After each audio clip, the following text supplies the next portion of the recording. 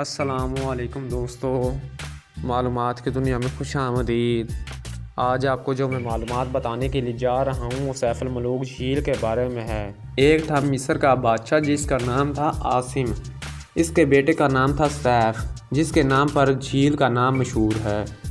Safe شہزادے کو ایک دفعہ خواب آیا۔ خواب میں اس نے اس جھیل کو بھی دیکھا اور اس جگہ کو بھی دیکھا اور ساتھ پری کو بھی دیکھا جس کا نام تھا بدیع الجمال۔ اس سے پہلے یہاں انسانوں کی آبادی نہیں تھی۔ تب سے شہزادہ سیف یہاں آیا تو اور اسی نے اس جگہ کو تلاش کیا تھا۔ شہزادے نے خواب دیکھنے کے بعد صبح وہ خواب اپنے والد کو بتایا۔ بادشاہ نے کہا، بیٹا یہ جگہ اور پری تو آپ کو مل جائے گی، لیکن اس کے لیے آپ کو کافی محنت کرنی پڑے گی۔ شہزادے نے رخصت سفر باندھا اور سفر شروع کر دیا۔ 1 سال تو اس کو مصر میں ہی لگ گیا۔ اس کو کسی بھی طرح اس جھیل کا سراغ نہ ملا۔ سال کے بعد اللہ کی قدرت سے ایسا ہوا کہ چاند کی 14ویں رات تھی۔ مصر میں ہی اس کو ایک بزرگ سے سامنا ہو گیا۔ اس نے بتایا کہ ایک ملکہ پربت پہاڑ ہے۔ ملکہ پربت اس چوٹی کو کہتے ہیں جو سیف الملوک جھیل سے شمال کی جانب واقع ہے۔ جھیل اسی چوٹی کے دامن میں ہے۔ لوگ کہتے ہیں کہ آج تک کوئی اس چوٹی کو سر نہیں کر سکا۔ کہا جاتا ہے کہ اس پر جنوں اور پریوں کا قبضہ ہے۔ اچھا تو آتے ہیں کہانی کی طرف۔ اس شہزادے کو بزرگ نے کچھ علم دیا جس کی مدد سے 2 جن شہزادے کے تابع ہو گئے، جنہوں نے شہزادے کو وہاں سے اٹھایا اور سیف الملوک جھیل کے سامنے جس جگہ ایک چھوٹی مسجد بنی ہوئی ہے وہاں پر لا کر چھوڑ دیا، جہاں سے آج کل ہم جھیل پر جاتے ہیں۔ اس وقت یہاں سے جانے کا کوئی راستہ نہیں تھا۔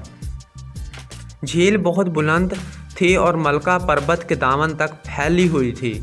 شہزادہ وہاں پہنچ کر جھیل کو پہچان گیا۔ شہزادے نے 40 دن تک عبادت کی۔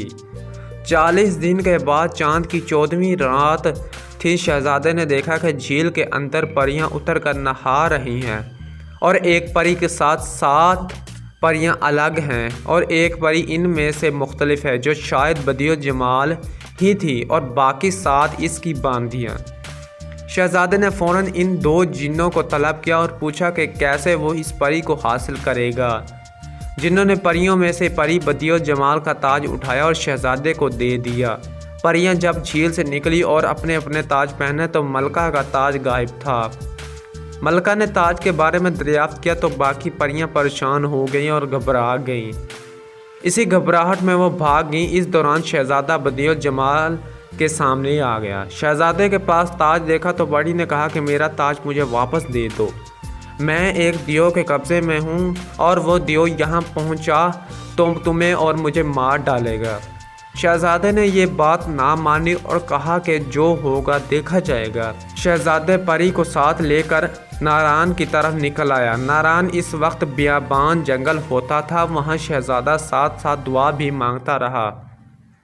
دوسری طرف جو پریاں واپس گئی تھیں انہوں نے جا کر فوراً دیو کو بتا دیا کہ آج جھیل میں ہم سے بدیع الجمال بچھڑ گئی ہے۔ دیو فوراً جھیل پر پہنچا اور اس نے جھیل پر پری کو تلاش کیا۔ اس کو پری نہ ملی۔ اس کو غصہ آیا۔ اس نے جھیل کے سامنے والی جانب پاؤں مارا جس سے جھیل ٹوٹ گئی اور جھیل کا سارا پانی نیچے کی جانب بہنے لگا۔ پانی فیلڈ کی شکل میں ناران میں داخل ہوا۔ پری اور شہزادہ راستے میں تھے۔ انہوں نے پھر دعا مانگی۔ ان کی دعا قبول ہوئی۔ زمین کے اندر ایک غار بن گئی۔ پری اور شہزادہ اس میں داخل ہو گئے۔ دائیں اور بائیں جانب سے سیلاب گزر گیا۔ کہا جاتا ہے کہ وہ غار آج بھی موجود ہے اور اس میں روشنی کام نہیں کرتی۔ دوسری طرف دیو نے تلاش نہ چھوڑی۔ وہ دوسری جانب نکلا۔ پہاڑ کی دوسری جانب جھک کر پاس اس کا پاؤں دلدل میں پھنس گیا جس جگہ کو آج پیالہ جھیل کہتے ہیں۔ اس میں پانی زیر زمین ذخیرے سے آتا ہے۔ کافی دن تلاش کرنے کے بعد اس کو پری نہ ملی تو اس نے ایک بلند پہاڑ سے چھلانگ لگا کر خودکشی کر لی۔ پری اور شہزادہ بہت عرصہ تک اس غار میں رہے۔ بعد میں ان جنوں نے جو شہزادے کے قبضے میں تھے انہوں نے شہزادے کو بتایا کہ جن اب ختم ہو چکا ہے، اب تم اپنے ملک واپس جا سکتے ہو۔ پری اور شہزادے को इन्होंने उठाया और मिस्र पहुंचा दिया और वो खुशी से बाकी ज़िंदगी बसर करने लगे। इस शहज़ादे के नाम से झील सैफ अल मलूक का नाम मशहूर हुआ। मलूक इसको इसलिए कहते हैं कि यहाँ शहज़ादे की परी से मुलाकात हुई। ये कहानी अगली नस्लों को पता लगी और नस्ल दर नस्ल मुंतकिल होती यहाँ तक पहुँची। चाँद की 14वीं रात को इस झील का मंजर बहुत खूबसूरत होता है। जब चाँद जोबन पर होता है तो रात को झील का मंजर देखने वाला होता है।